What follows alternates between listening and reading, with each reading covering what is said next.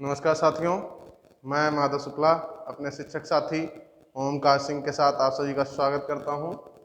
आज हम बात करेंगे सजीव एवं निर्जीव के विषय में। विज्ञान का एक टॉपिक है सजीव एवं निर्जीव, तो आज उसी पर प्रकाश डालते हैं। सजीव क्या होता है?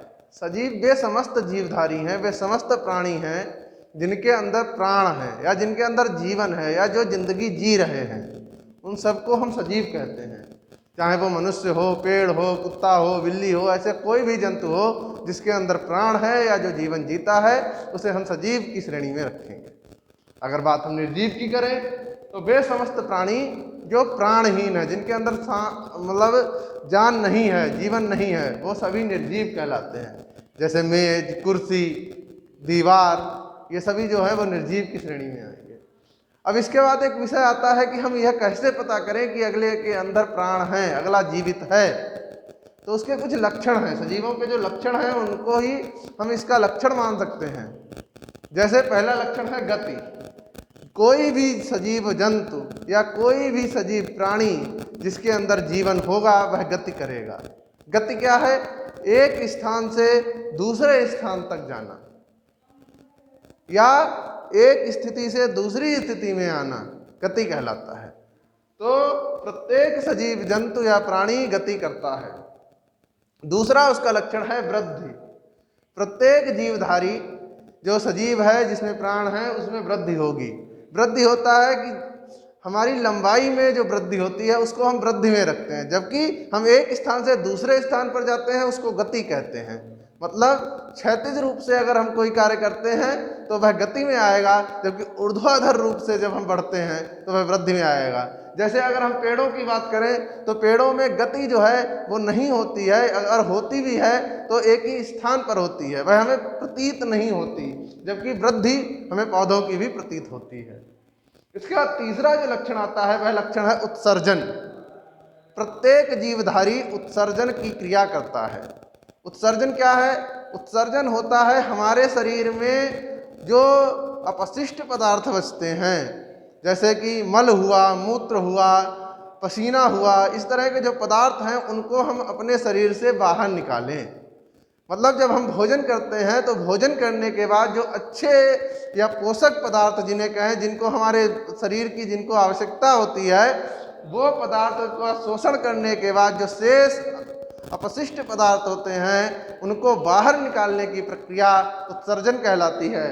तो प्रत्येक सजीव जो होता है वह उत्सर्जन प्रक्रिया को करता है। इसके बाद आता है श्वसन। तो यह एक क्रिया है जो सभी जीवधारी जितने भी सजीव हैं वो करते हैं। मतलब श्वसन क्या होता है कि वायु से हम मतलब वायुमंडल से हम वायु को लेते हैं और उसमें से ऑक्सीजन को ग्रहण करके कार्बन डाइऑक्साइड को वापस छोड़ते हैं। इस प्रक्रिया को हम श्वसन कहते हैं। तो प्रत्येक जीवधारी श्वसन की क्रिया को करता है। इसके बाद हम बारी आती है 5वें नंबर पर पाचन की। प्रत्येक जीवधारी अपना भोजन ग्रहण करता है, भोजन से अपने योग्य पोषक पदार्थों को ग्रहण करता है, उस प्रक्रिया को पाचन की क्रिया कहते हैं। प्रत्येक सजीव जंतु इस प्रक्रिया को भी करता है। और छठा जो बहुत महत्वपूर्ण है, प्रजनन। प्रत्येक जीवधारी अपने समान दूसरे को पैदा करता है।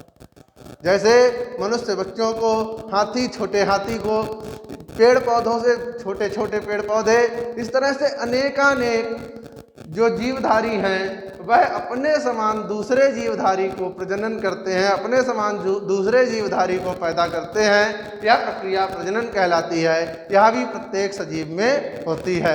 अब अगर बात हम निर्जीव की करें तो निर्जीव में यही प्रक्रियाएं नहीं होती हैं। एक बहुत ही बड़ा प्रश्न जो कॉमन हो गया है, जो ज़्यादातर छोटे स्तर पर हमें परेशान करता है कि पादप को हम सजीव कैसे कह सकते हैं। पादप ना तो हमें चलता फिरता दिखाई देता है, ना सांस लेता दिखाई देता है, लेकिन फिर भी हम कहते हैं कि पादप सजीव है। पादप सजीव इसलिए है क्योंकि पादप में वृद्धि होती है। वह एक छोटे से पौधे से बहुत बड़ा हो जाता है। दूसरा, पादप उत्सर्जन करता है वाष्पोत्सर्जन के रूप में। वह पानी का अतिरिक्त भाग जो होता है वह पत्तियों के माध्यम से, पत्तियों में जो रंध्र होते हैं उनके माध्यम से बाहर निकालता है। जिसके कारण वह उत्सर्जन करता है। पादप श्वसन भी करता है। श्वसन के परिणाम स्वरूप ही हम लोगों से कहा जाता है कि रात में पेड़ के नीचे नहीं लेटना चाहिए। क्यों? क्योंकि रात में प्रकाश संश्लेषण की क्रिया पादप में नहीं होती है और श्वसन की क्रिया तब भी जारी रहती है। इस कारण हमें केवल कार्बन डाइऑक्साइड पेड़ों के नीचे रात में मिलती है। अतः पादप में श्वसन भी होती है, पादप पाचन भी करता है और पादप में प्रजनन भी होता है। इस कारण हम कह सकते हैं कि पादप जो है वह सजीव जंतु है। अब मैं आप लोगों के लिए घर के लिए एक छोटा सा काम छोड़ के जा रहा हूँ, वह आप करेंगे और वो हमें भेजेंगे। आप हमें 10 सजीव एवं 10 निर्जीव जो वस्तुएं हैं, जो पदार्थ हैं या जो जंतु हैं, उनके नाम लिखकर आप हमें भेजेंगे। इसी आशा के साथ कि यह वीडियो आपको समझ में आया होगा, मैं अपनी बात को समाप्त करता हूँ। धन्यवाद।